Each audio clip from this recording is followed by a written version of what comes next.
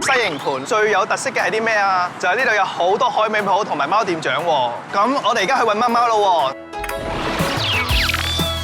佢叫做咩名啊？我太太話：邊個想跟我哋翻屋企啊？開心果就爬起嚟喵咁樣啦，睇你啦，又咁咪抱咗佢翻嚟養咯，當正佢係一家人噶啦。